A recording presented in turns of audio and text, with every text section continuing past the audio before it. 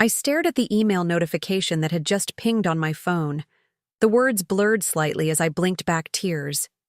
Reservation confirmed, Bellini's at 7 p.m. for 2. How appropriate. A reservation for 2 on our 5-year anniversary, only the 2 wouldn't include me. I placed my phone face down on my desk, the sleek glass reflecting the dim light of my corner office. An office that had been my sanctuary for the past 6 months since Nathan moved out. Ms. Chen? The executive team is assembled in the conference room. My assistant Diane stood at the doorway, her expression carefully neutral. She was one of the few people who knew about my personal situation, though even she didn't know the full story. Before we jump back in, tell us where you're tuning in from. And if this story touches you, make sure you're subscribed, because tomorrow, I've saved something extra special for you. Thank you, Diane. Tell them I'll be there in 5 minutes. I needed a moment to compose myself, to push down the emotions that threatened to crack my professional veneer. I turned to the floor-to-ceiling, windows of my 42nd floor office, gazing out at the Chicago skyline. The view never failed to ground me, to remind me of how far I'd come. At 34, I was now the CEO of Hartwick International, one of the fastest-growing tech conglomerates in the Midwest. My appointment had been kept under wraps for strategic reasons. A restructuring was underway, and the board wanted to announce it with maximum impact next week. Only a handful of executives knew about my new position. My husband, Nathan, was not one of them.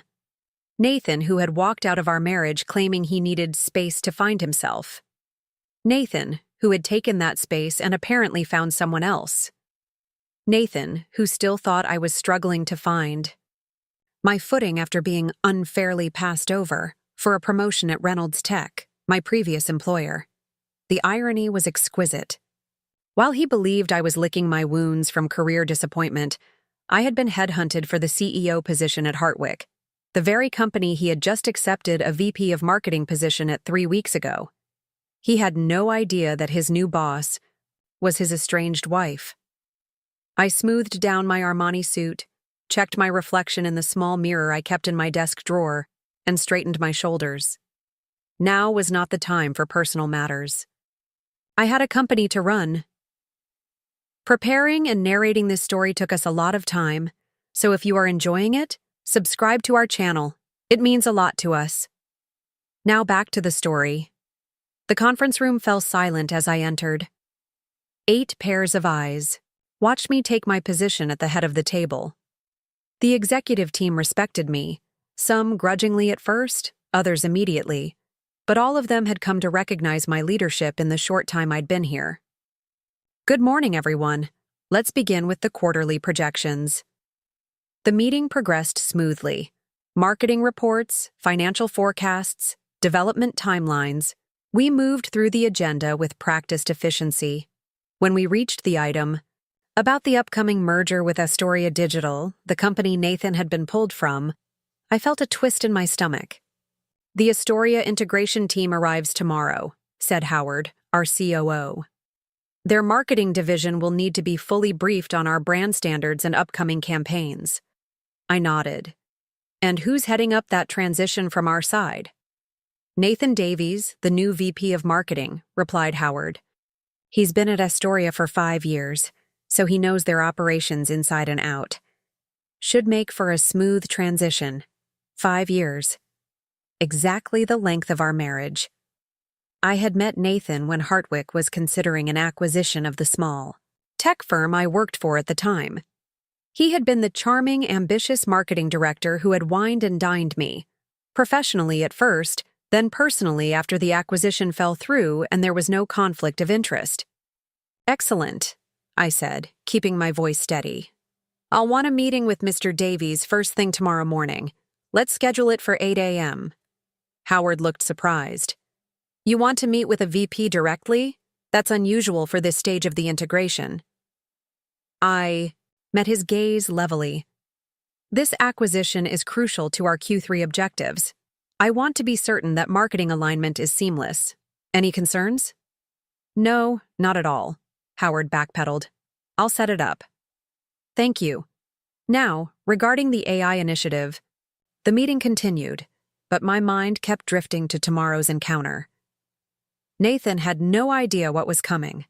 He believed he was joining Hartwick under CEO Richard Hartwick, the founder's son who had stepped down 3 months ago after a heart attack scare. The announcement of my appointment had been delayed to coincide with the quarterly earnings report and the Astoria acquisition announcement. By the time the executive meeting concluded, I had regained my equilibrium. This was business, not personal. Tomorrow would be challenging, but I hadn't risen to this position by allowing emotions to cloud my judgment. As the executives filed out, Miranda Wilson, our chief legal officer, lingered behind. "Eliza, do you have a moment?" she asked once we were alone. "Of course, Miranda. What's on your mind?" She hesitated, which was unusual for her. Miranda was known for her directness. "I've just been reviewing the personnel files for the Astoria transition team. I noticed something that might be complicated." My heart rate picked up, but my expression remained neutral. "Go on." "Nathan Davies. He's your husband, isn't he?" I hadn't changed my legal name after marriage, remaining Eliza Chen professionally, so the connection wasn't immediately obvious from paperwork alone. But Miranda and I had worked together years ago at Reynolds Tech, before either of us came to Hartwick. "Estranged husband," I corrected. "We're separated." Miranda nodded, her expression guarded. "Does he know about your position here?" "No," I admitted. "Our personal communication has been minimal since the separation. He's aware I left Reynolds, but not where I went. This creates a potential conflict of interest situation. The board should be informed." "I agree," I said, surprising her. "I've already drafted a memo detailing the situation and the steps I'll take to ensure there's no impropriety. Howard will oversee all performance reviews and compensation decisions regarding Nathan, and I'll recuse myself from direct management of his department as much as practical." Miranda looked impressed. "You've thought this through." "I don't allow personal matters to interfere with business," I replied. It was the mantra I'd lived by for the past 6 months. "Fair enough. But Eliza?" Her voice softened slightly. "Tomorrow's meeting will be challenging. Are you prepared for that?" Was I prepared to face the man who had walked out on our marriage, claiming he needed freedom, only to apparently find it in someone else's arms? The man who had dismissed my career ambitions as unrealistic and had suggested I aim for something more achievable? "Completely prepared," I said, with a confidence I didn't entirely feel. "This is business, Miranda. Nothing more." After she left, I turned back to the window, watching clouds gather on the horizon. A storm was coming, both literally and figuratively.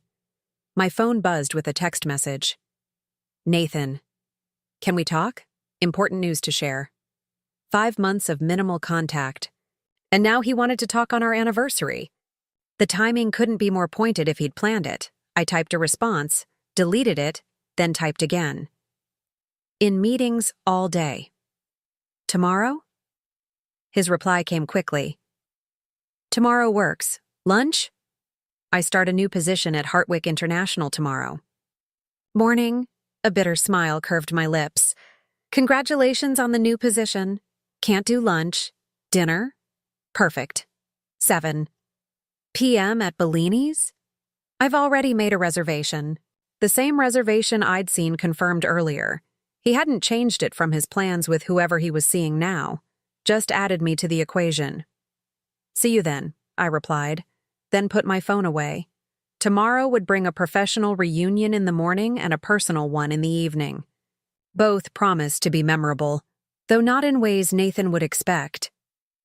The next morning, I arrived at the office at 6:30 a.m., 2.5 hours before my scheduled meeting with Nathan. I wanted to review his file one more time and prepare mentally for our encounter.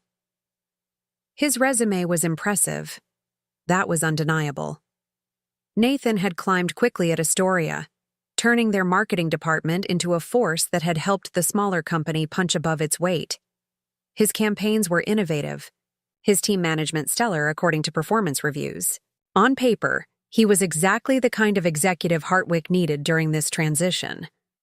Had our marriage received performance reviews, they wouldn't have been as glowing.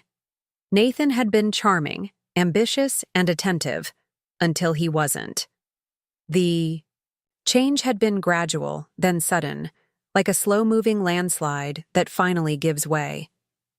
Late nights at the office became weekends away for conferences. Conversations about our future became monologues about his career trajectory. And my own. Career ambitions were treated as cute distractions from what should have been my primary focus, supporting his success.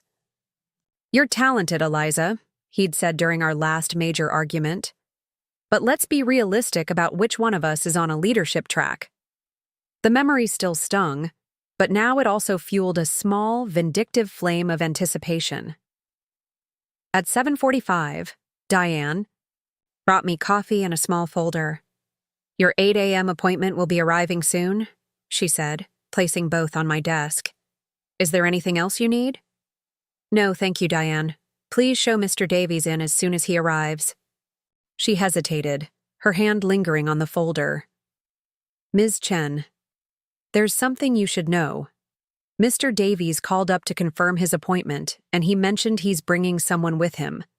A Ms. Rebecca Winters, Astoria's PR director. My fingers tightened almost imperceptibly around my coffee cup. Rebecca Winters.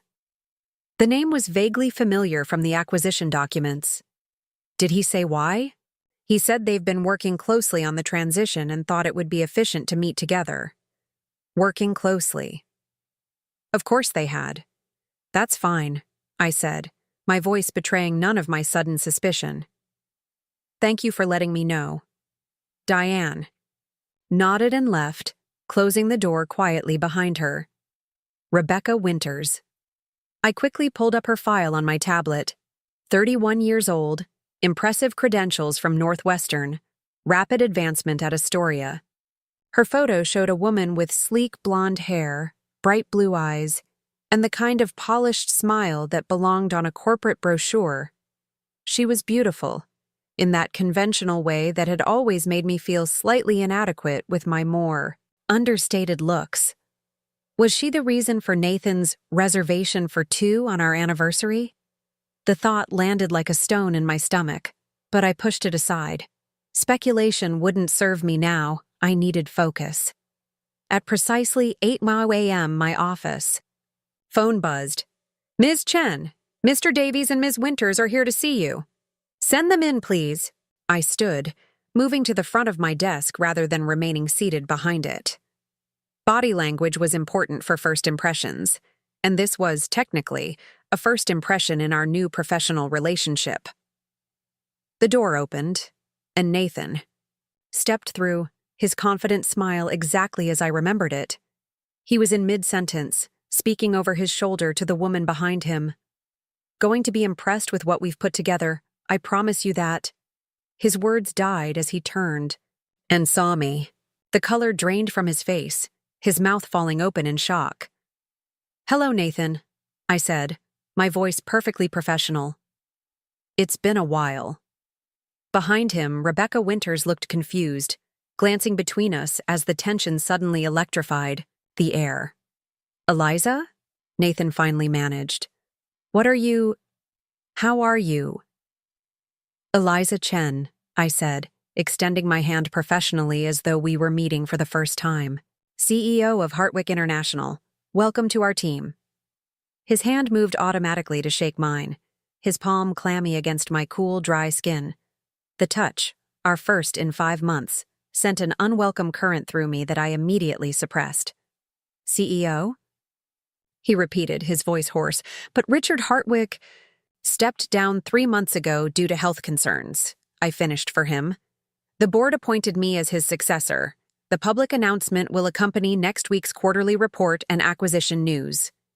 Rebecca stepped forward, professional, enough to recover from the awkward moment. "Ms. Chen, I'm Rebecca Winters, PR director from Astoria. It's a pleasure to meet you." Her handshake was firm, her smile genuine. She had no idea who I was to Nathan, Interesting. Likewise, Ms. Winters. Please, both of you, have a seat. I gestured to the chairs in front of my desk, then moved back to my own seat. Nathan sank into his chair like a man in a trance, while Rebecca sat with perfect posture, opening her portfolio with efficient movements. I understand you've both been instrumental in preparing for this transition, I began, my voice steady and professional. Rebecca nodded, launching into a well-prepared overview of their integration strategy. While she spoke, I observed Nathan, who seemed to be struggling to process this new reality. His eyes kept darting around my office, taking in the trappings of executive leadership, the awards on the wall, the view of the city, the subtle but unmistakable indicators of power. When Rebecca finished her overview, I asked a few pointed questions about market positioning and brand alignment.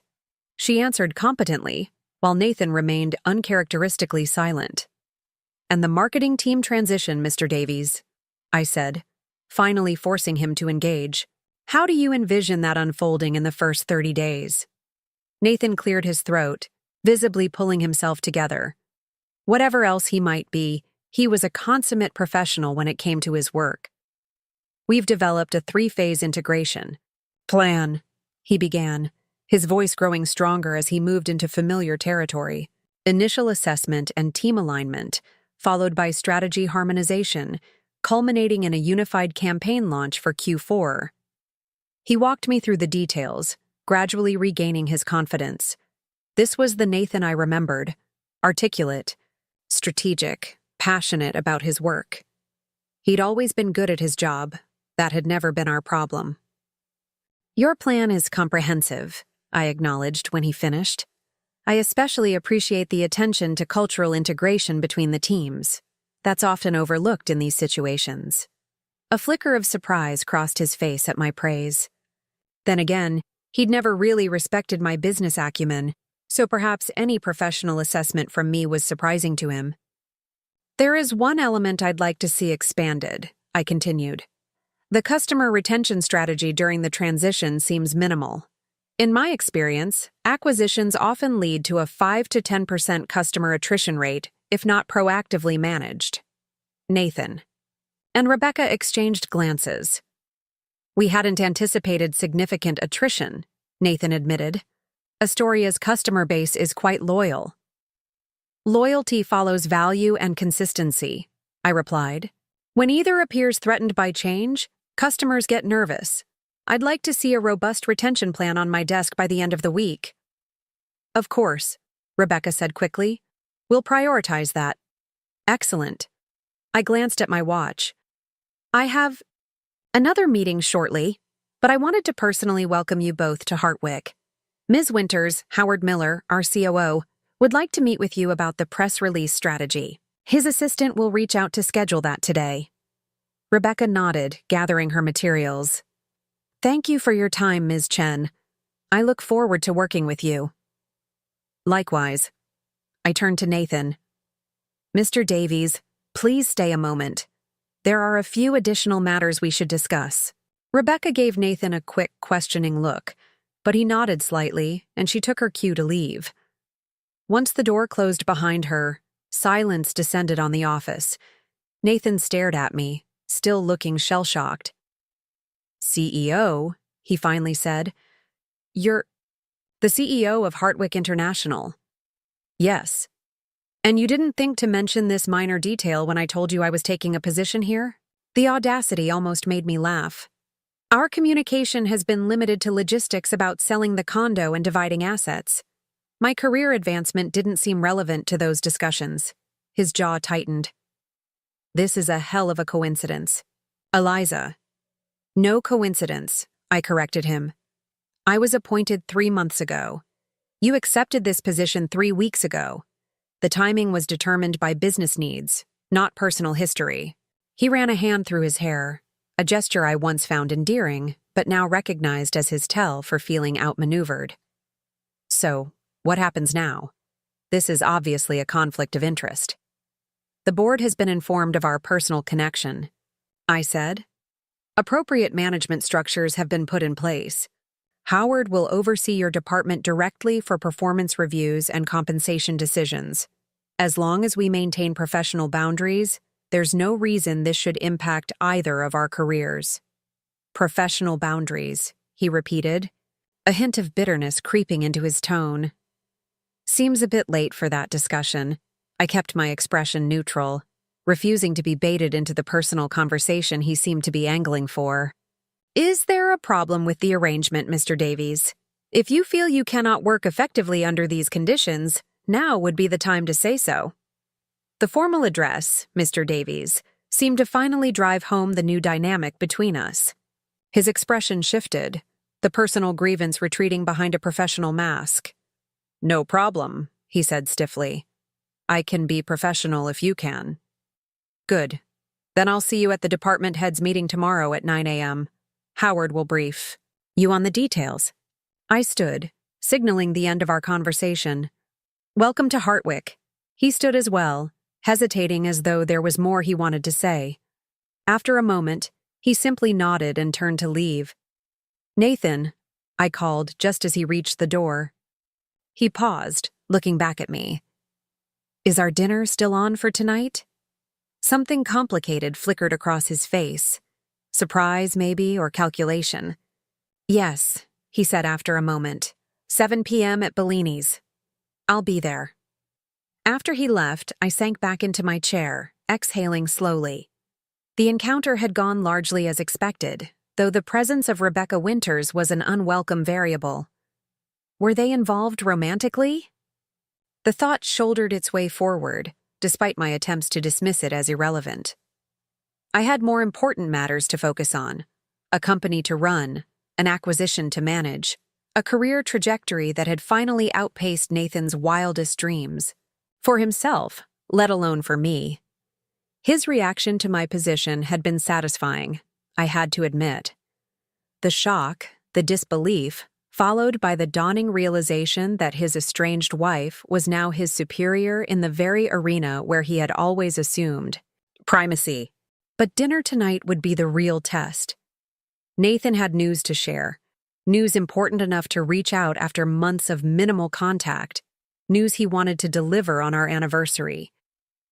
I had a strong suspicion about what that news might be, and who it might involve. I picked up my phone and dialed Miranda's extension. Miranda Wilson's office, her assistant answered. This is Eliza Chen. Is she available? A moment later, Miranda came on the line. How did it go? She asked without preamble. Professionally adequate. Personally complicated, I admitted. There's a complication I didn't anticipate. Are you free for lunch? I could use your advice. I'll bring salads to your office at noon, Miranda offered. Legal is swamped with the acquisition paperwork today. Perfect. Thank you. I hung up and turned to my computer, forcing myself to focus on the quarterly reports that needed my review. The morning crawled by, each minute ticking closer to both my lunch with Miranda and my dinner with Nathan, two conversations that would shape the path forward through this unexpected intersection of my personal and professional lives. By the time Miranda arrived with our lunch, I had managed to lose myself in work for a few hours, the rhythm of analysis and decision-making providing a welcome distraction from thoughts of Nathan and Rebecca. Caesar salad with grilled chicken, light on the dressing, Miranda announced, placing the container in front of me. Now tell me about this complication. I filled her in on the meeting, including Rebecca's presence and my suspicions about her relationship with Nathan. And he wants to meet for dinner tonight, on what would have been our 5th anniversary, I concluded. To share important news. Miranda speared a piece of lettuce thoughtfully. You think he's going to tell you he's seeing someone new? Said her. Timing suggests it, and if that someone is Rebecca Winters, that complicates the professional dynamic significantly. Miranda finished for me. Have you considered canceling the dinner? I shook my head. I need to know where things stand. If they are involved, we need to address it head-on from a company perspective. There are additional conflict of interest concerns if 2 members of the same transition team are romantically involved. Agreed. Miranda studied me for a moment. And personally? Are you prepared for that conversation? I pushed my salad around with my fork. I thought I was past the point where Nathan could hurt me, I admitted. But seeing him today, I don't know. There's still something there. Not love exactly, but history, Miranda supplied. 5 years of marriage doesn't disappear overnight, no matter how it ended. Exactly. I looked up at her. How do I keep this professional when it feels so personal? Miranda set down her fork. You compartmentalize. In this building, he's Nathan Davies, VP of Marketing. At dinner tonight, he's Nathan, your soon-to-be ex-husband. Don't let the two versions bleed into each other. And if they're involved, Nathan and Rebecca, then you acknowledge it, establish clear professional boundaries with both of them, and move forward. Your personal feelings about their relationship are irrelevant to the company's operations. Keep that line bright and clear. Her advice was pragmatic, as always. Miranda had been through a divorce herself a few years back and had navigated it with the same precision she brought to legal contracts. Thank you, I said sincerely. I needed that perspective. Anytime. She gathered her empty container. And Eliza? For what it's worth, I think you handled this morning's meeting perfectly. Keep that same energy tonight.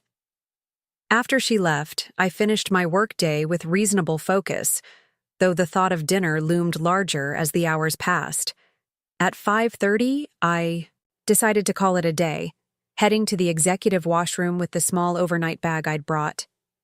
The woman who emerged 45 minutes later barely resembled the CEO who had run meetings all day.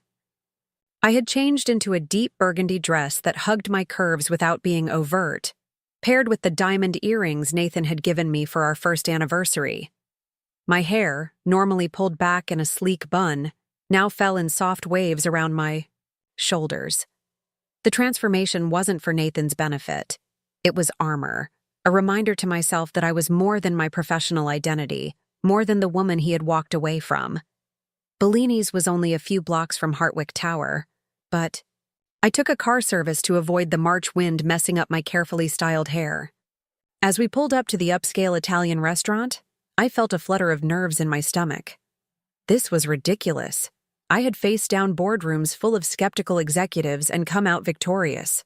One dinner with my estranged husband shouldn't rattle me, but it did. The maitre d' greeted me with a practiced smile. Good evening, madam. Do you have a reservation? I'm joining Nathan Davies, I replied. The reservation should be for 7 p.m. Ah, yes. Mr. Davies has already arrived with his guest. Please follow me. Guest? My stride faltered slightly before I caught myself. So Nathan had kept his original plans after all. Dinner with me had simply been added to his evening, not substituted for whatever he had planned before.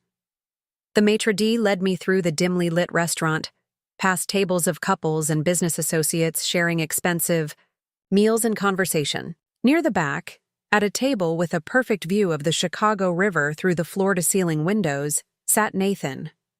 Across from him was Rebecca Winters. They were leaning toward each other, engaged in conversation that seemed to require such proximity. Nathan's hand covered hers on the table, his thumb stroking her knuckles in a gesture of intimacy I recognized all too well. Neither noticed my approach until the maitre d' cleared his throat. Mr. Davies, your other guest has arrived. Nathan looked up, his expression shifting rapidly from intimate affection to deer-in-headlights shock. He dropped Rebecca's hand and stood abruptly, nearly knocking over his water glass. Eliza, you made it. Rebecca turned, her own expression reflecting confusion before smoothing into professional pleasantness. Ms. Chen, hello again. Smiled, the expression not reaching my eyes. Ms. Winters, I didn't realize you would be joining us this evening. Nathan cleared his throat, gesturing to the empty chair.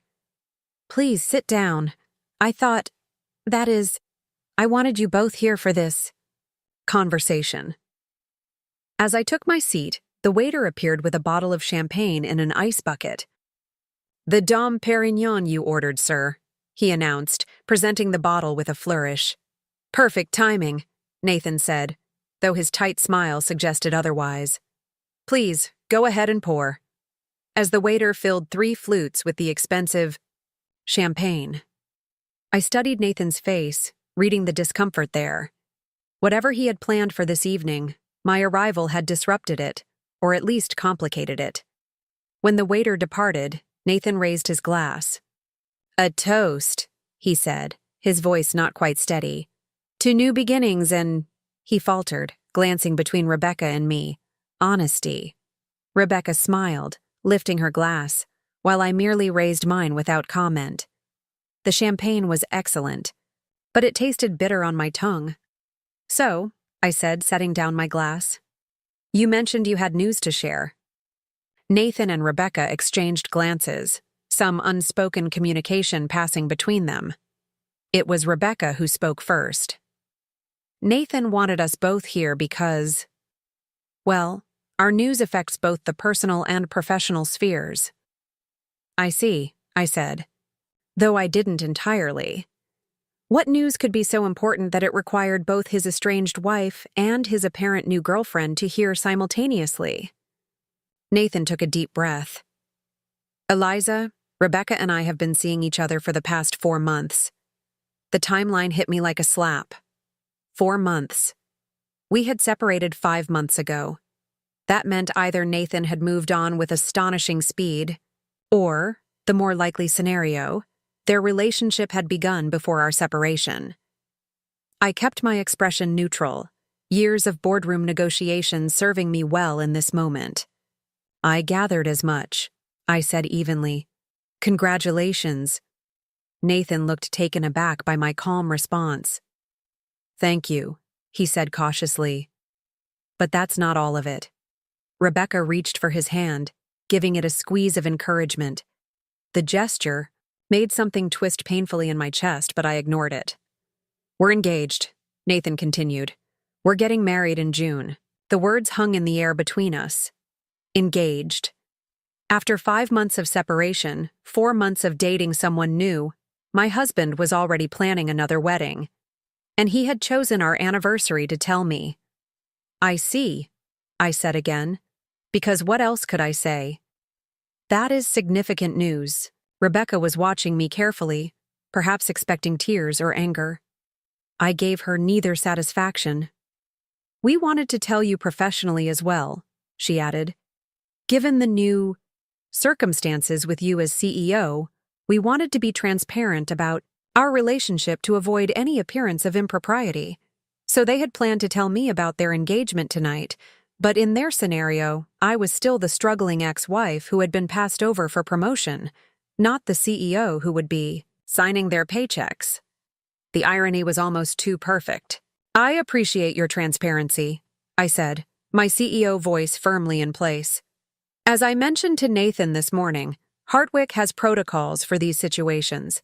You'll both need to disclose your relationship to HR, of course." Nathan was staring at me, clearly thrown by my businesslike response. "That's it? You're not upset?" I met his gaze steadily. "Would you prefer that I make a scene, Nathan?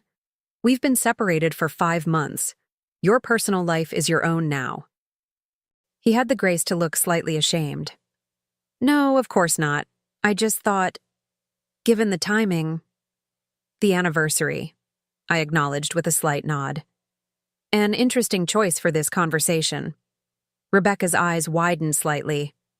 "Anniversary? I don't understand," I smiled thinly. "Today would have been our 5th wedding anniversary. Didn't Nathan mention that when he made the reservation?" The color drained from Rebecca's face as she turned to Nathan. "You said this date was significant because of the acquisition timeline." Nathan's expression turned pained. "Becca, I didn't think it mattered." "It matters," she cut him off, her voice tight. "It matters very much that you chose your wedding anniversary to introduce me to your wife, to tell her about our engagement." The tension at the table had shifted, no longer between Nathan and me, but between Nathan and Rebecca. I felt a small, vindictive satisfaction at the crack in their united front. "Perhaps we should order," I suggested mildly, picking up my menu. "The sea bass here is excellent." The waiter's timely return provided a momentary reprieve from the uncomfortable conversation. We placed our orders in strained silence, the celebratory mood Nathan had clearly planned now thoroughly deflated. When the waiter departed, Rebecca excused herself to the restroom, leaving Nathan and me alone for the first time since our morning meeting. "You could have warned me," he said quietly, an edge of accusation in his voice. About being CEO. About the fact that I'd be working for my soon-to-be ex-wife. I raised an eyebrow. "And you could have warned me that you were bringing your fiancé to our anniversary dinner. I suppose we both have room for improvement in our communication." He had the decency to look chagrined. "I didn't plan it this way. When you suggested dinner, I thought it would be easier to have this conversation once with both of you." I didn't connect the date. "Didn't you?" I challenged softly. "Nathan, in 5 years of marriage, you never once forgot our anniversary. Your calendar has always been meticulously maintained. You expect me to believe this was an oversight?" He looked away, unable to meet my gaze. "I've been distracted lately." Clearly. I took another sip of champagne. June is ambitious for a wedding. The divorce won't even be final until May, assuming everything proceeds smoothly. "I'm aware of the timeline," he said stiffly. I studied him across the table. This man I had loved, had built a life with, had envisioned a future alongside. There was still a magnetism to him, a charisma that had drawn me in from our first meeting. But now I could also see the selfishness, the calculation behind his charm. "Does she know?" I asked. "Know what?" "That you were still sending me texts about working on our marriage a month after you started seeing her." His expression hardened. "That's not fair, Eliza. I was confused, trying to figure things out." "And now you have it all figured out," I concluded. "Congratulations on your clarity." Rebecca returned to the table, her professional mask back in place, though her eyes were cooler when they met Nathan's. The conversation shifted to safer topics: the weather, the restaurant's renowned chef, the upcoming acquisition announcement. We performed the dance of civility with practiced steps, 3 professionals who understood the value of appearances. When the main courses arrived, Nathan steered the conversation back to business. "So, Eliza, any insights you can share about the direction you plan to take Hartwick? As VP of Marketing, I should align my strategy with your vision." It was a transparent attempt to assert his professional value, to remind me that regardless of our personal history, he was an asset to Hartwick. I decided to allow him that much. "Hartwick is poised for significant expansion in the Asian markets," I replied. "The acquisition of Astoria is just the first step in a larger strategy to position us as a global leader in integrated tech solutions." Rebecca leaned forward slightly. "That aligns perfectly with the campaign framework we've been developing. Astoria has strong connections in Singapore and Malaysia that Hartwick could leverage." "I'd be interested in seeing that framework," I said, genuinely curious despite the circumstances. "Perhaps you could present it at next week's strategy session." The conversation continued in this vein, professional, productive, bizarrely normal given the personal undercurrents. By the time dessert arrived, we had outlined several promising marketing approaches for the merged company. As we finished our tiramisu, Nathan excused himself to take a call, leaving Rebecca and me alone. She wasted no time once he was out of earshot. "I want you to know that I didn't know about you and Nathan when we first got involved," she said, her voice low but firm. "He told me his marriage was over, that you had both agreed to move on." "Did he?" I kept my tone neutral. "Interesting? When did I find out the truth?" "About 2 months ago." "By then," she shrugged, twisting the modest diamond ring on her finger.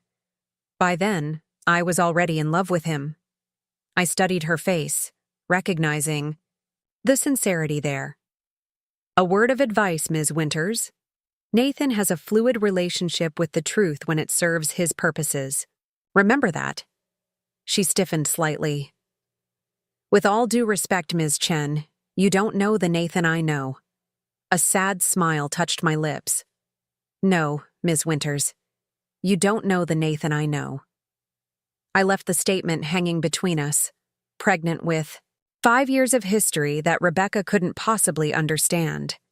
Before she could respond, Nathan returned to the table, tucking his phone into his jacket pocket. He glanced between us, clearly trying to read the tension in the air. Everything. Okay? He asked, his voice carefully casual. Just getting better acquainted, I replied, reaching for my water glass. Ms. Winters was sharing some insights about your relationship. Nathan's smile faltered slightly. Great. Well, shall we get the check? It's getting late. As if on cue, the waiter appeared with the bill. Nathan reached for it automatically, but I was quicker. Please, allow me, I said, sliding my corporate card into the leather folder. Consider it a belated engagement gift. The flash of discomfort on his face was worth every penny of the expensive meal. The power dynamic had shifted irrevocably, and he was still struggling to adjust. Outside the restaurant, the March wind had picked up, sending Rebecca's blonde hair flying around her face. Nathan placed a protective arm around her shoulders as they prepared to say goodnight. Well, this has been...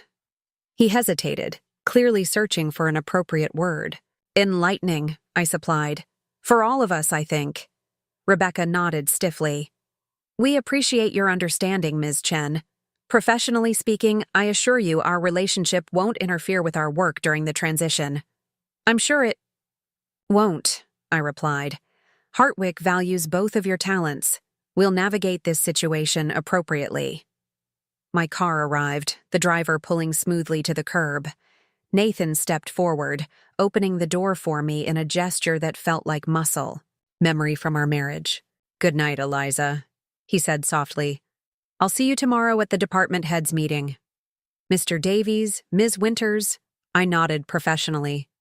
Have a pleasant evening. As the car pulled away, I caught a glimpse of them in the side mirror. Nathan's head bent close to Rebecca's, their body language suggesting an intense conversation. No doubt discussing their CEO's unexpected identity and what it meant for their future. I leaned back against the leather seat, finally allowing myself to feel the full weight of the evening. Engaged. Nathan was engaged to a woman he'd been seeing for 4 months, planning a wedding that would take place mere weeks after our divorce was finalized. The timeline was almost comically accelerated, as though he couldn't wait to replace the life we'd built together. And now we would be working together daily, with his fiancée just down the hall. My phone buzzed with a text from Miranda. How did it go? I stared at the screen, considering my response. Finally, I typed, they're engaged. Wedding in June. She's the PR director from Astoria. Miranda's reply came immediately. Holy shit, you okay? Professional boundaries intact, personal ones demolished. But I'll be fine. Wine at my place tomorrow? You can tell me everything. I smiled slightly. Absolutely. Need it. The car arrived at my building, a sleek high-rise overlooking Lake Michigan. The doorman greeted me by name as I entered the lobby, taking the elevator to my penthouse on the 32nd floor. I'd purchased it 3 months ago when I accepted the CEO position, leaving behind the condo Nathan and I had shared. The new space was entirely mine, decorated to my taste, free from memories, a fresh start. I kicked off my heels as I entered, padding across the hardwood floors to pour myself a glass of scotch. Taking it to the floor-to-ceiling windows, I gazed out at the city lights reflecting off the dark surface of the lake. The view never failed to center me, to remind me of how far I'd come. Nathan's engagement stung. I couldn't deny that. But the pain wasn't about losing him. That grief had been processed months ago. It was about the replacement, the ease with which he had moved on while I had poured myself into my career.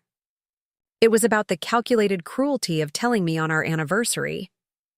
My phone rang, the screen lighting up with Nathan's name. I stared at it for a moment, debating whether to answer. Professional boundaries, I reminded myself. But it was nearly 11. This wasn't a professional call. I let it go to voicemail. A minute later, a text appeared. "We need to talk about today, about everything." I typed back, "Nothing to discuss. See you at the meeting tomorrow, 9 a.m. His response was immediate. "This isn't about work. Please, Eliza." I drained my scotch, setting the glass down with a decisive clink. Professional communications only. From now on. Good night, Nathan. Turning off my phone, I headed to the bathroom to wash away the remnants of the day. As the hot water sluiced over me, I made a decision. Nathan Davies and Rebecca Winters would receive the same treatment as any other executives at Hartwick. Professional respect, clear expectations, and absolutely no special consideration. The personal history was irrelevant. Tomorrow would be a new day, and I would face it as Eliza Chen, CEO, not as Nathan's estranged wife. The department heads meeting was scheduled to begin at 9 a.m. sharp in the main conference room on the executive floor. I arrived at 8:45, wanting to be settled and in control of the space before the others arrived. Howard was already there, reviewing his presentation notes. "Morning, Eliza," he greeted me. "Ready for the full team introduction?" "Absolutely," I replied, setting up my laptop at the head of the table. "Any concerns about the Astoria transition team integration?" Howard hesitated. "Nothing specific, but there's been some chatter about the new VP of marketing. Apparently he made quite an impression yesterday, bringing that PR director with him to meetings she wasn't scheduled for. So Nathan was already bending protocols. Interesting. Ms. Winters has valuable insights about Astoria's brand positioning," I said neutrally. "But you're right. We should maintain proper channels during the transition. I'll address it."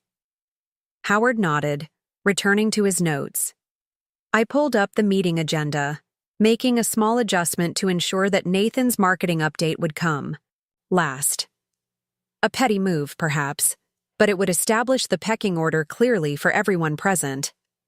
The conference room began to fill with department heads, some familiar faces from my 3 months at Hartwick, others new arrivals from Astoria. Nathan and Rebecca entered together, deep in conversation. They paused when they saw me, Rebecca immediately adopting her professional demeanor while Nathan's expression remained guarded. "Good morning, Ms. Chen," Rebecca greeted me formally. "I hope we're not late." "Right on time, Ms. Winters," I replied, "though I don't believe you're on the distribution list for the department heads meeting." Her smile faltered slightly. "Nathan, Mr. Davies, thought my input would be valuable for the marketing discussion." "I'm sure it would be," I agreed. "But we have protocols for these meetings. Department heads only for this session, with team members joining for specific agenda items when invited. Perhaps Mr. Davies can brief you afterward." Nathan stepped forward. "Eliza, Ms. Chen, I thought given yesterday's discussion about brand alignment, the agenda has been distributed." "Mr. Davies," I interrupted smoothly, "if you'd like to propose changes to the standard meeting structure, please submit them through proper channels for future consideration." The professional rebuke landed exactly as intended. Nathan's jaw tightened, but he nodded curtly. "Of course. My mistake." Rebecca touched his arm lightly. "I'll catch up with you after," she said quietly, then exited the room with perfect composure. As the remaining seats filled, I called the meeting to order precisely at 9 a.m. "Good morning, everyone. Today marks an important milestone as we formally welcome our new colleagues from Astoria Digital. Before we begin, I'd like to take a moment for introductions around the table." We proceeded through the agenda efficiently. Operations updates, financial projections, IT integration timelines. I noticed Nathan taking detailed notes, his focus intense. Despite our personal complications, I had to admit he was engaged and professional during the meeting, asking thoughtful questions and offering valuable insights when appropriate. When we reached the marketing update, I nodded to him. "Mr. Davies, I believe this is your segment." Nathan stood, moving to the presentation screen with the confidence of someone accustomed to commanding a room. "Thank you, Ms. Chen. I've prepared an overview of our integrated marketing approach for the next quarter."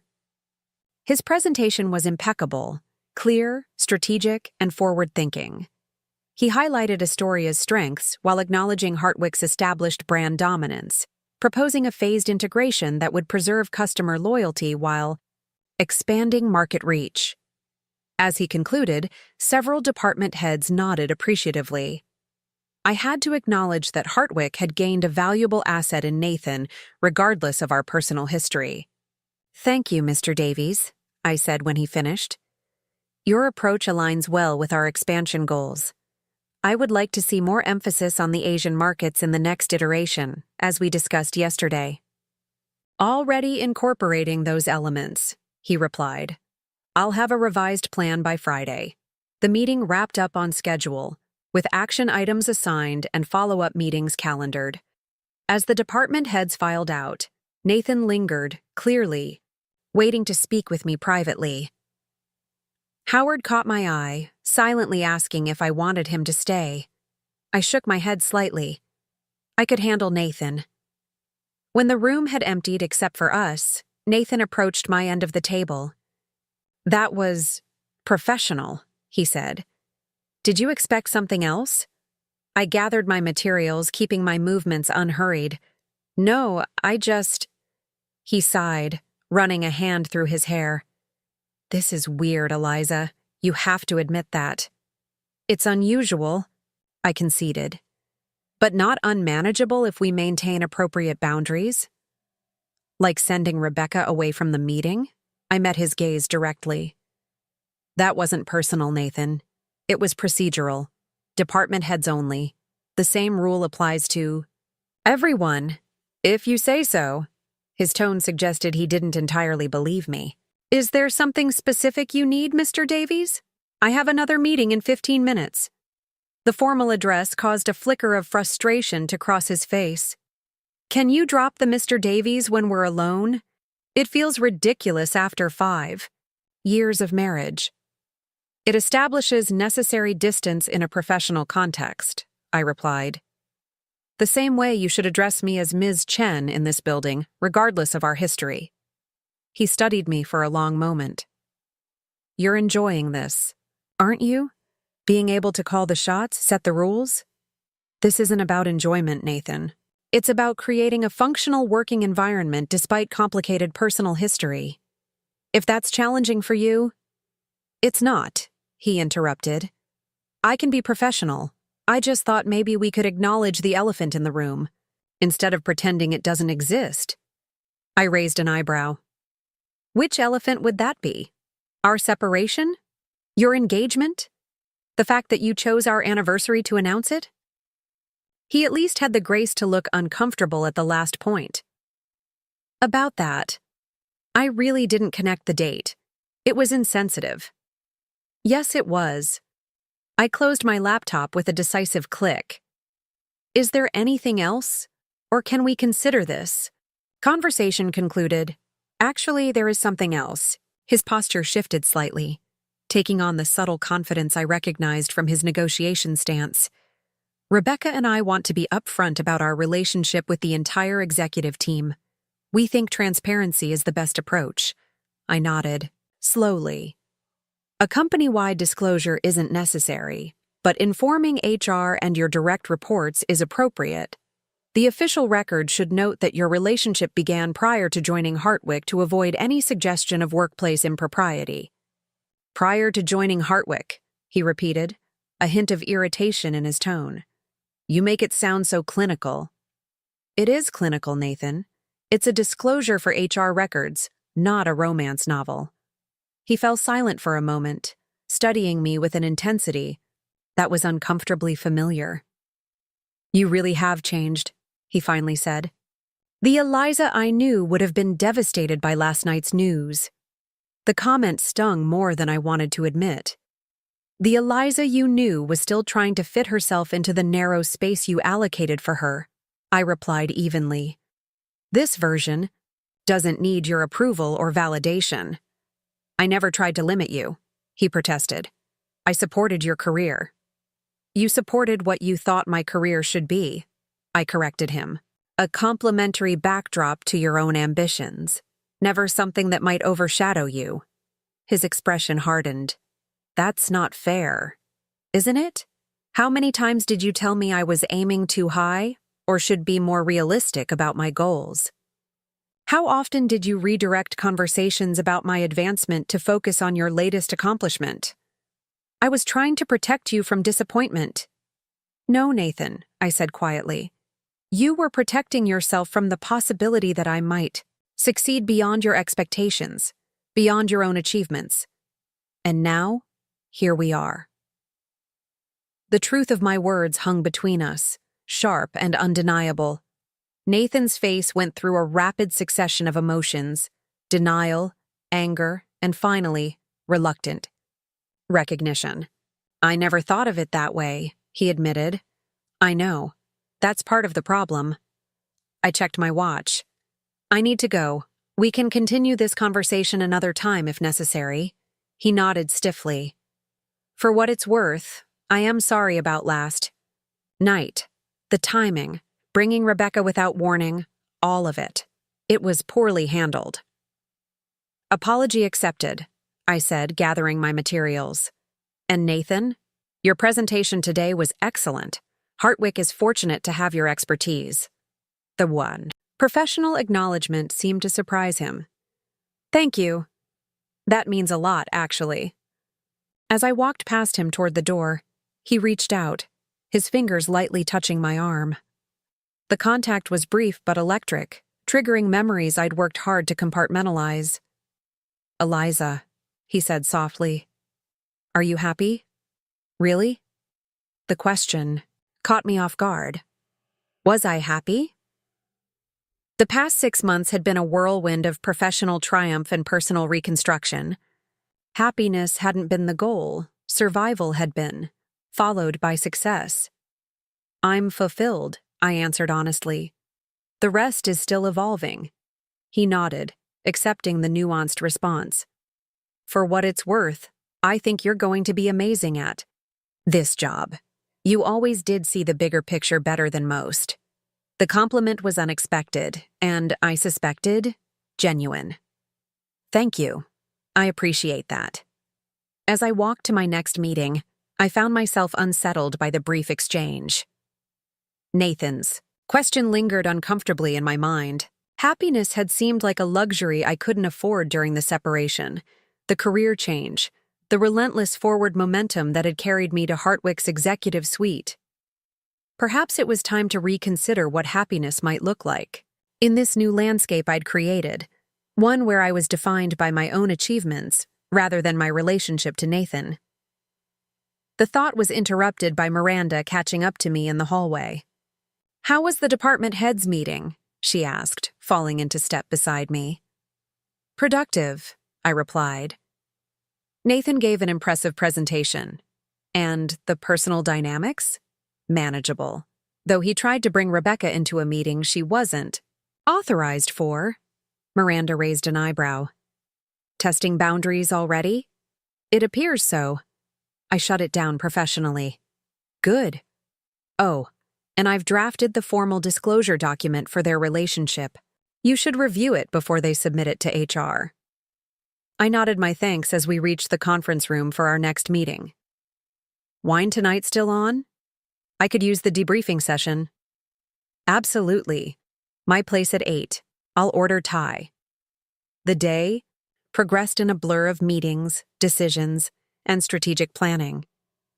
I managed to avoid further direct interaction with Nathan, though I was acutely aware of his presence in the building. Several times I caught glimpses of him and Rebecca in the halls or cafeteria, their body language suggesting a comfortable intimacy that triggered an unwelcome twinge in my chest. By late afternoon, I was reviewing acquisition documents in my office when Diane buzzed through. Ms. Chen, Rebecca Winters is here to see you. She doesn't have an appointment, but says it's important. I hesitated, contemplating declining the impromptu meeting. Professional boundaries would justify sending her away, but curiosity won out. Send. Her in, please. Rebecca entered with perfect posture and a determined expression. Thank you for seeing me, Ms. Chen. I apologize for the interruption. What can I do for you, Ms. Winters? I gestured to the chair across from my desk. She sat, smoothing her skirt with practiced precision. I wanted to speak with you directly about this morning's meeting. I understand why you asked me to leave, and you were right. Protocol is important during a transition. I appreciate your understanding. However, she continued, her voice taking on a more assertive tone, I also want to be clear that I won't be sidelined because of my personal relationship with Nathan. My professional contributions stand on their own merits. I studied her carefully. There was steel beneath her polished exterior, a determination I hadn't fully appreciated yesterday.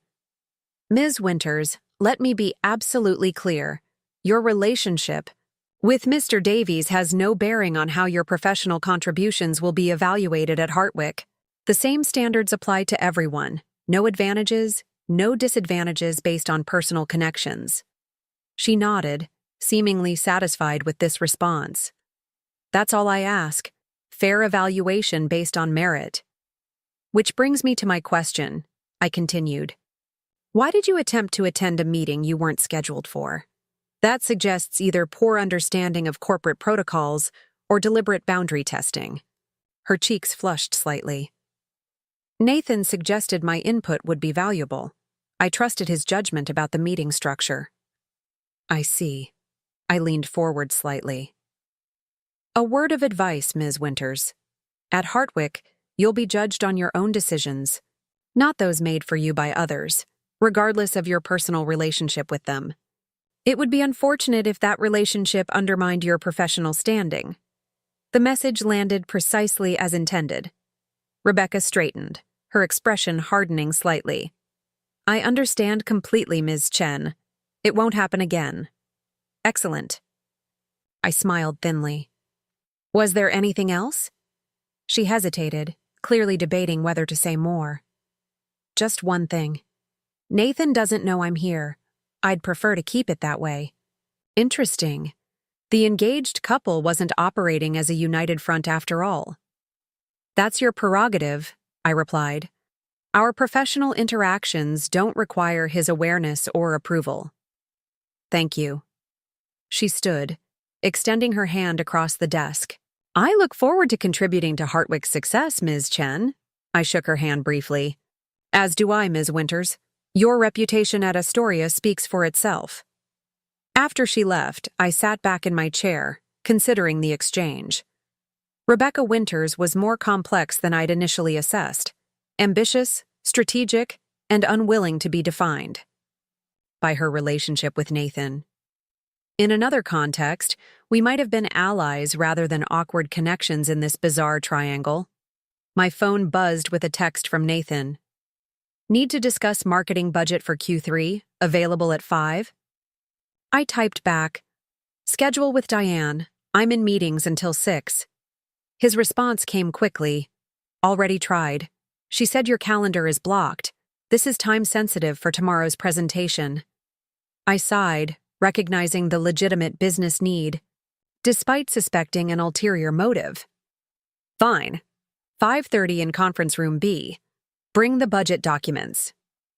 The afternoon crawled by, each meeting feeling longer than the last as 5:30 approached. I found myself distracted by thoughts of Nathan and Rebecca, their relationship, their upcoming marriage, their place in my company.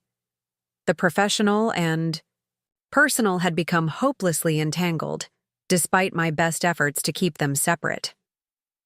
At 5:25, I gathered my materials and headed to conference room B, determined to keep the meeting strictly business. Nathan was already there, spreadsheets and presentation slides arranged neatly on the table. Thank you for making time, he said as I entered, his tone professionally cordial. The marketing allocation needs your input before I finalize the presentation. Of course, I replied, taking a seat across from him rather than at the head of the table, a subtle choice to make this a peer discussion rather than a superior-subordinate interaction. Show me what you're thinking. For the next 20 minutes, we discussed budget allocations and marketing priorities with focused efficiency. Nathan's strategic thinking remained impressive.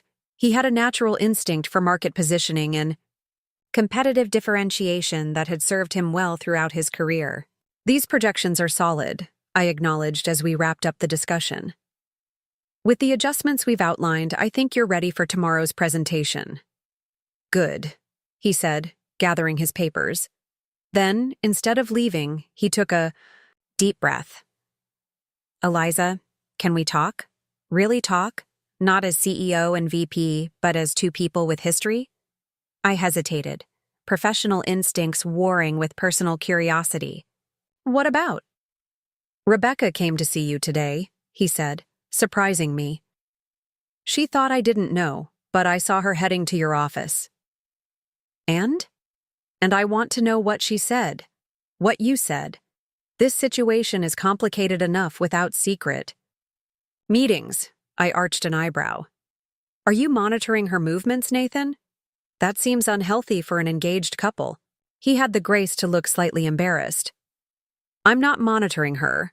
I was heading to a meeting and saw her enter your office area. It caught my attention because she hadn't mentioned planning to meet with you. Ms. Winters was concerned about being sidelined due to your relationship, I said. Deciding transparency was the simplest approach. I assured her that all executives at Hartwick are evaluated solely on their professional merits. That's it? That's the substance of it, yes. Nathan studied me for a moment, clearly trying to determine if I was withholding information. She's been unsettled since last night, he finally said, asking a lot of questions about our marriage, about how things ended. That's hardly surprising given the circumstances of our dinner, I replied.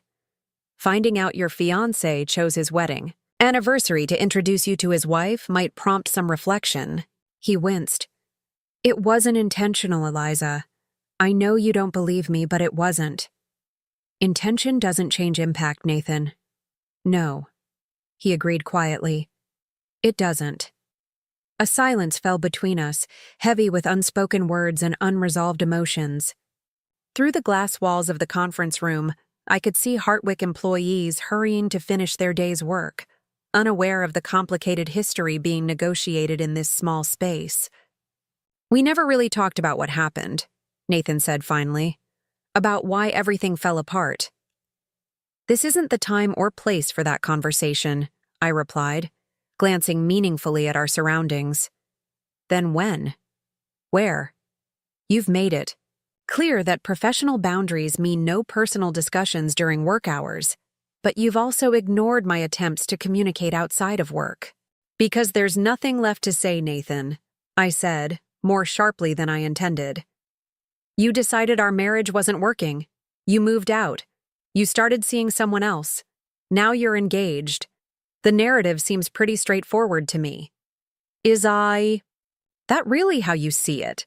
That I just decided one day our marriage wasn't worth fighting for? I met his gaze directly. Isn't that what happened? You said you needed space to find yourself. Apparently that search led directly to Rebecca Winters. It wasn't that simple? And you know it, he countered. We were growing apart long before I moved out. Your career became everything. There was no room left for us. The accusation stung, partly because it carried a kernel of truth. I had thrown myself into work as our marriage deteriorated, seeking fulfillment where I could find it. My career became my focus because our partnership had become one-sided, I replied evenly. Every decision centered around your ambitions, your needs, your vision of success. When I stopped conforming to that vision, you checked out emotionally. That's not fair, Eliza. I supported your career. You supported a version of my career that fit neatly alongside yours, I corrected him. The moment my ambitions expanded beyond that carefully defined space, you became distant, critical. Nathan fell silent, his expression troubled. After a moment, he said, maybe there's some truth to that. I didn't see it that way at the time, but looking back, he trailed off, then met my gaze directly. For what it's worth, I'm sorry. For how things ended. For moving on too quickly. For the way you found out about Rebecca. The apology felt genuine, which only made it more difficult to process. I had been holding on to my anger like armor, protecting me from the pain of our failed marriage. His contrition threatened to crack that defense. I appreciate that, I said finally. But it doesn't change our current reality. You're engaged to someone else. I'm your CEO. We need to establish a new normal that acknowledges both those facts. He nodded slowly. You're right. Professional boundaries it is. He gathered his materials and stood. Thank you for the budget input. The presentation will be ready for tomorrow. As he reached the door, he paused, looking back at me. You were always destined for bigger things than I imagined, Eliza. I see that now. Before I could respond, he was gone, leaving me alone with spreadsheets, memories, and the complicated emotions his words had stirred. I remained in the conference room for several minutes, collecting my thoughts. Nathan's apology had been unexpected, his acknowledgement of his limitations in our marriage even more so. It offered a small measure of vindication, but also reopened wounds I'd thought were healing. The revelation about Rebecca seeking me out independently added another layer of complexity to the situation. She was clearly establishing her own boundaries and expectations, unwilling to be merely an extension of Nathan in this professional environment. As I gathered my materials to leave, I realized that navigating this triangle, professional, personal, and everything in between, would require more nuance than I had initially anticipated. My phone buzzed with a text from Miranda. Still on for wine and tie at 8? Absolutely, I replied. Make it a big glass. It's been quite a day. Walking back to my office, I passed Nathan and Rebecca in deep conversation by the elevators. They fell silent as I approached, both nodding professionally in greeting. The sigh. Moment was brief but loaded with unspoken complexity. 3 people bound together by circumstances none of us could have anticipated. Tomorrow would bring new challenges, new boundaries to negotiate. For now, I would focus on getting through the day with my professional reputation intact and my personal equilibrium at least somewhat balanced. Wine with Miranda couldn't come soon enough.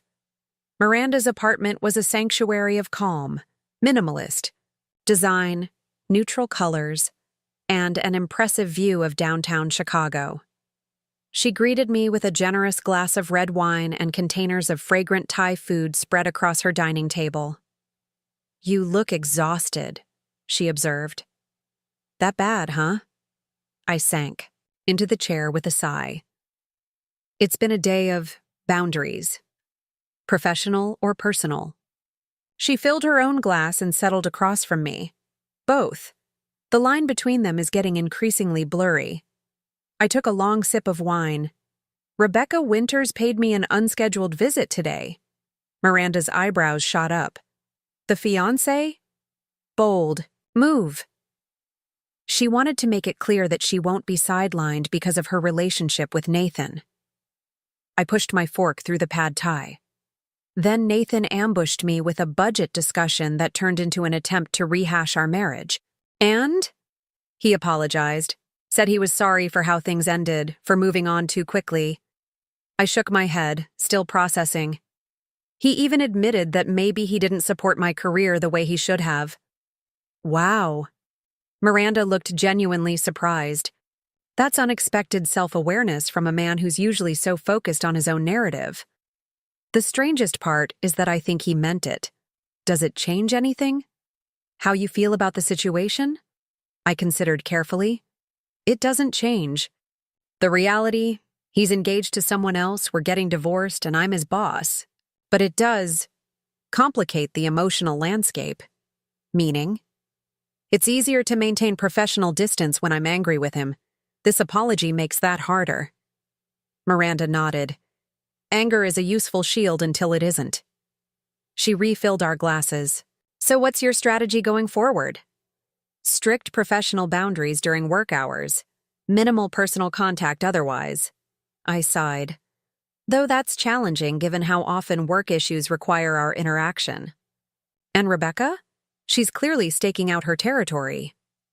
She's actually quite impressive, I admitted. Ambitious, strategic, unwilling to be defined by her relationship with Nathan. In another life, we might have been friends. But not in this. One, Miranda concluded wryly. Definitely not in this one. I raised my glass in a mock toast. Here's to complicated professional dynamics and the women who navigate them. The next morning arrived with a fresh challenge. Nathan had emailed a request for a joint marketing PR presentation slot with Rebecca at the upcoming board meeting. A professional power play, positioning them as a strategic team seeking visibility with the board. After consulting with Howard, I approved a 15-minute slot with required advance review of materials. By noon, I received an unexpected delivery, a leather portfolio containing Nathan's complete marketing strategy for the Asian expansion. It was impressive, thorough, innovative, and aligned perfectly with my vision for Hartwick's global positioning.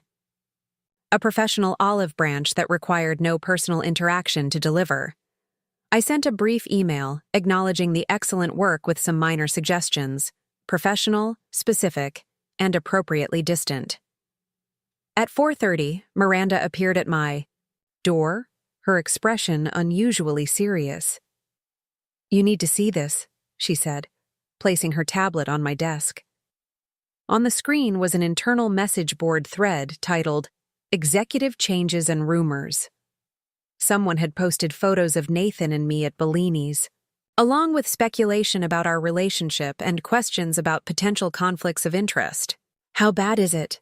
I asked, scanning quickly. "Not catastrophic yet, but gaining traction," Miranda replied. "Mostly curiosity rather than criticism, but these things can escalate quickly." I drafted a brief statement acknowledging that Nathan and I were previously married, now separated, and that appropriate management structures had been implemented to avoid any conflict of interest. "Find out who posted those photos," I told Miranda. "I want to know if this was random gossip or something more targeted." My phone buzzed with a text from Nathan. "Just saw the message board. Need to discuss response strategy." I replied, "Already." Handling it. Statement being drafted. Keep your response professional if asked directly. Shortly after our statement was posted, Nathan called again with disturbing news. Someone had updated the thread with information about the timeline, specifically, suggesting that he and Rebecca had started seeing each other before our separation was finalized. "How accurate is that information?" I asked. "Not entirely inaccurate," he admitted reluctantly, "but presented in the worst possible light." The next morning, Rebecca requested a 7:30 a.m. meeting.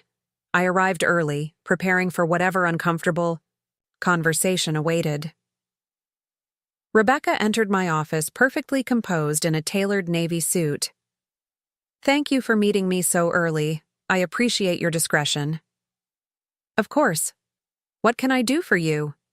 She placed her tablet on the desk. "I assume you've seen the message board thread?" "Yes. The company has issued a statement addressing the management structure. The post suggesting that Nathan and I began our relationship before his separation from you, it's problematic." Her voice remained steady. "From a company perspective, it suggests ethical lapses. From a personal perspective, it paints you as the other woman," I finished. "Exactly." Her blue eyes met mine directly. "Which is not how I view myself or how I want to be viewed by my new colleagues." "What exactly are you asking for?" "Clarity.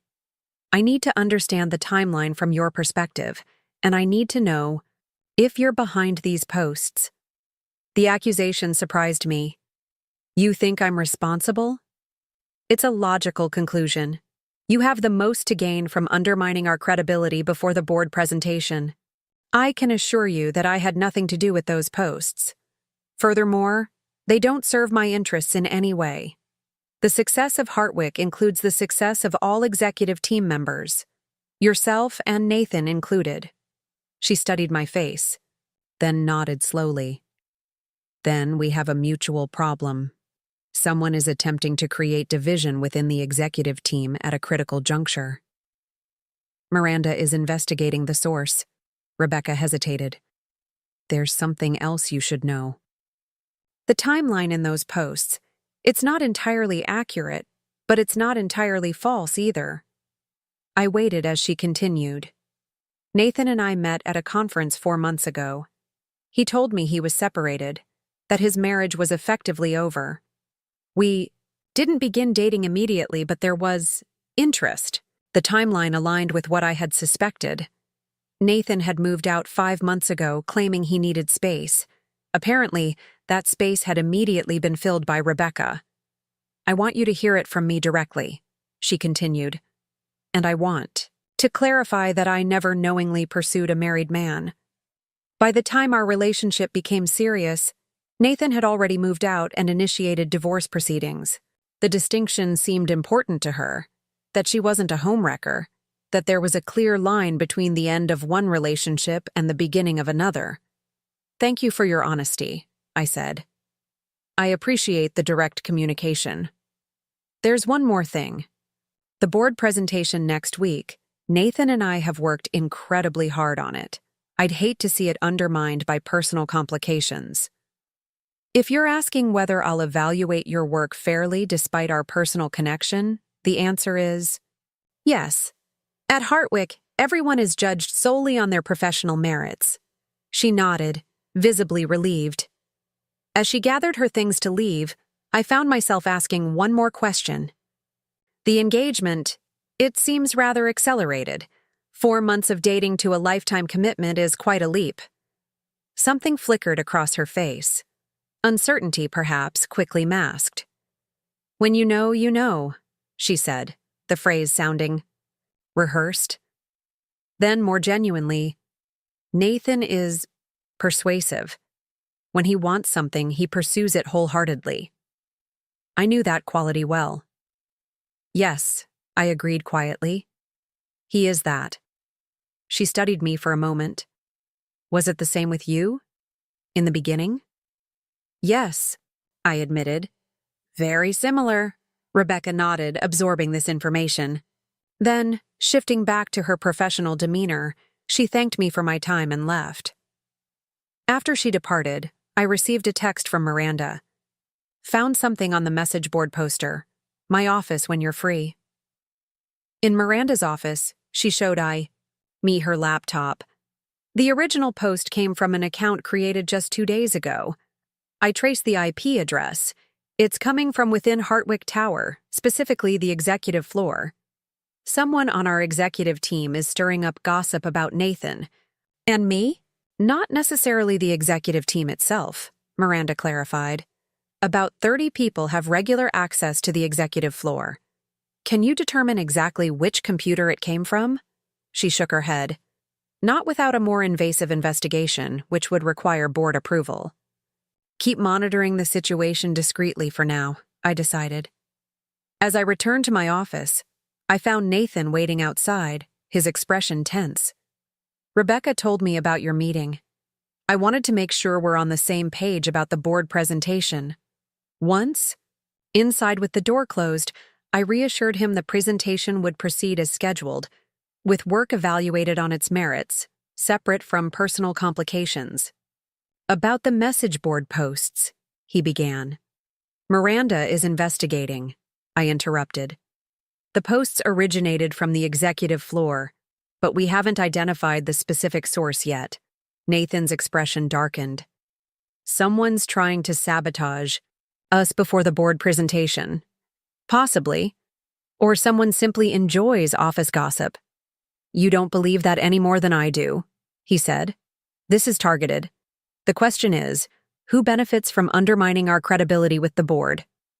Before I could respond, my phone buzzed. The board chairman wanted to discuss the message board situation immediately. I need to take this, I said. We'll continue later. After Nathan left, I took the call from Richard Taylor, who informed me several board members had seen the posts and were concerned about leadership conflicts during the acquisition period. He requested I address the situation directly at the beginning of next week's board meeting. Just as I hung up, Miranda burst into my office, her expression urgent. "I know who posted the messages," she said without preamble, "and you're not going to believe it." The day of the board meeting arrived with perfect spring weather, clear skies and mild temperatures unusual for Chicago in March. I had arrived early to review my presentation and prepare mentally for addressing the message board situation. The boardroom slowly filled with members, their expressions a mix of curiosity and concern as they greeted me. Nathan and Rebecca arrived together, both immaculately dressed and professionally composed despite the tension evident in their postures. Richard. Taylor called the meeting to order promptly at 9 a.m. Before we begin our regular agenda, I believe Ms. Chen has some matters to address regarding recent internal communications. All eyes turned to me as I stood, smoothing my suit jacket. Thank you, Richard. As most of you are aware, there have been discussions on our internal platforms regarding personal relationships among the executive team. I'd like to address these directly and transparently. I outlined the situation succinctly. My prior marriage to Nathan, our current separation, and the management structures implemented to avoid conflicts of interest. The board members listened attentively, some taking notes. What concerns us, said board member Eleanor Winters, is not the relationship itself, but the timing of these revelations and their potential impact on the Astoria acquisition. I nodded acknowledgement. A valid concern, which is why I've asked our chief legal officer to join us today with some relevant information. On cue, Miranda entered the boardroom, carrying a tablet and a small folder of documents. She took a position beside me at the head of the table. "Good morning," she began. As part of our investigation into the source of the message board posts, we conducted a thorough digital forensic analysis. What we discovered was unexpected. Rebecca shifted slightly in her seat, a barely perceptible movement that caught my attention. Beside her, Nathan remained perfectly still, his expression professionally neutral, though his eyes betrayed tension. The posts originated from a device registered to Peterson Reynolds, Miranda continued, referring to a senior board member of Astoria Digital who had been excluded from the acquisition negotiations. However, the device was physically located within our executive floor at the time of posting. Murmurs spread around the table as board members processed this information. We've confirmed through security footage and badge access records that Mr. Reynolds was not personally in the building at those times, Miranda explained, which means someone with access to our executive floor was using his credentials or device to post the messages. I watched Rebecca carefully as Miranda spoke. Her composure remained intact, but something in her eyes had changed, a flicker of calculation, perhaps, or resignation. After further investigation, Miranda continued, we discovered that the device in question was linked to an email account used to communicate with Ms. Rebecca Winters in the weeks leading up to the acquisition. Announcement. The room fell silent. All eyes turned to Rebecca, whose perfect posture now seemed rigid rather than poised.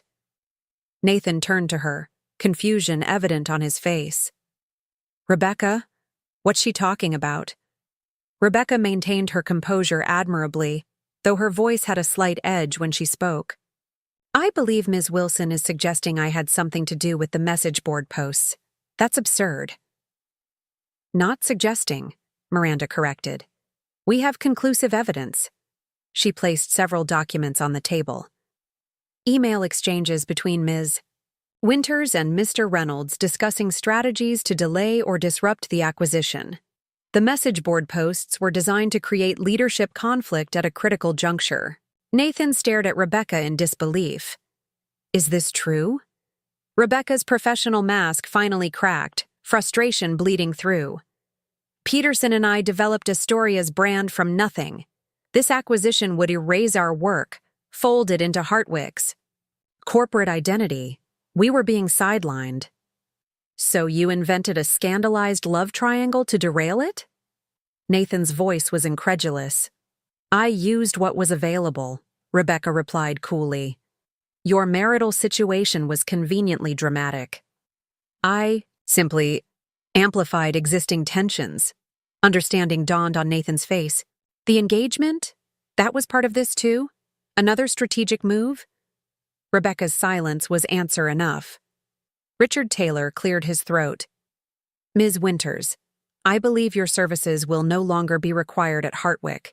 Security will escort you to collect your personal items. As Rebecca was led from the room, the stunned silence gave way to urgent discussions about damage control and next steps for the acquisition.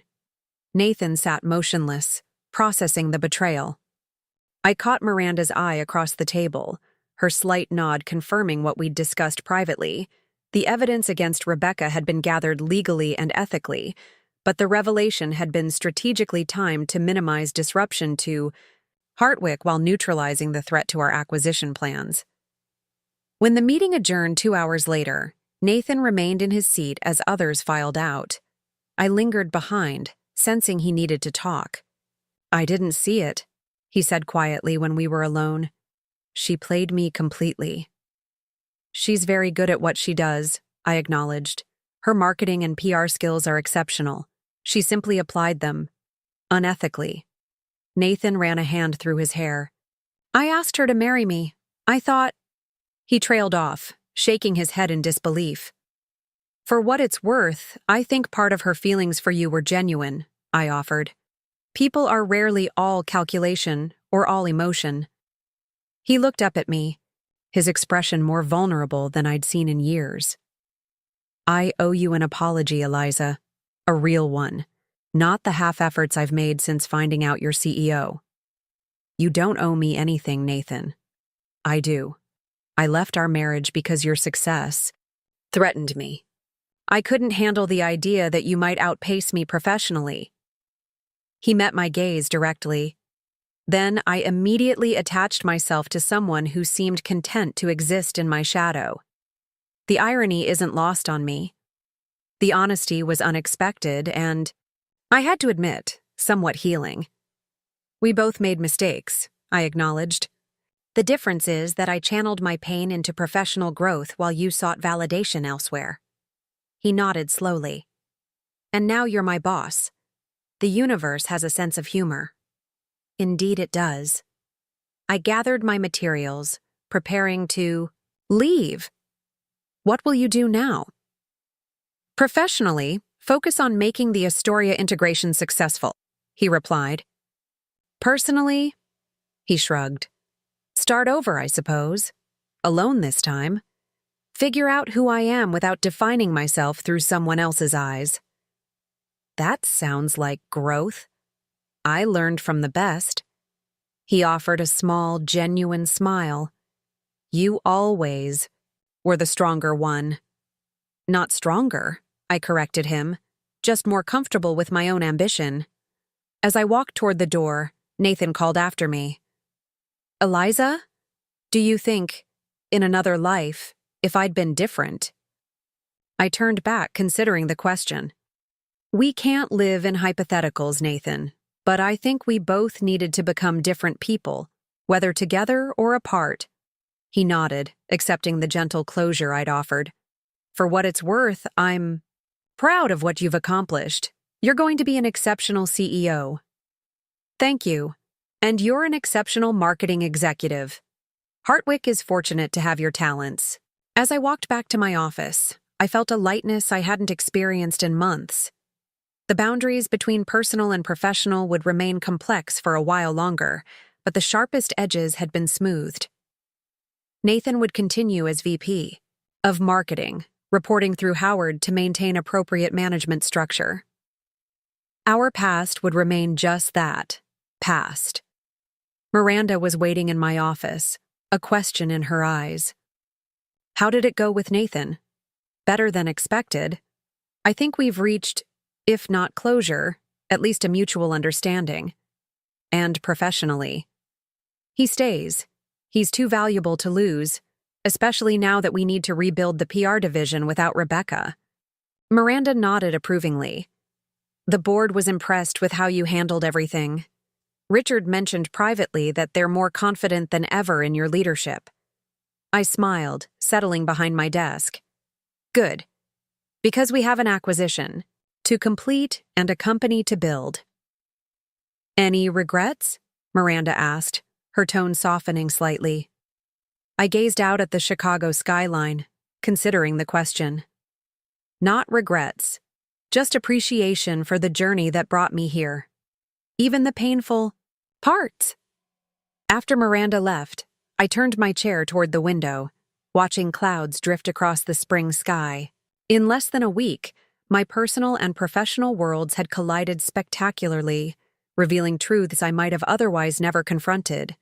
Nathan had been forced to recognize his pattern of seeking partners who existed in his shadow. I had been compelled to navigate the complex intersection of power, history, and professional boundaries. And Rebecca, brilliant, calculating Rebecca, had overplayed her hand, revealing the danger of underestimating those you seek to manipulate. My phone buzzed with a text from Nathan. Still on for the marketing presentation tomorrow? I replied. Simply, yes. 10 a.m. Bring the revised Asian market projections. Professional. Boundary appropriate. The new normal. Setting down my phone, I turned back to my computer and opened the quarterly projections that needed my review.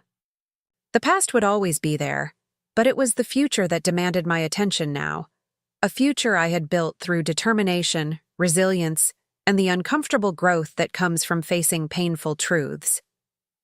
As CEO of Hartwick International, I was ready for whatever challenges came next. And as Eliza Chen, I was finally completely free from living in anyone's shadow but my own. Up next, you've got 2 more standout stories right on your screen. If this one hit the mark, you won't want to pass these up. Just click and check them out. And don't forget to like, subscribe, and turn on the notification bell so you don't miss any upload from us.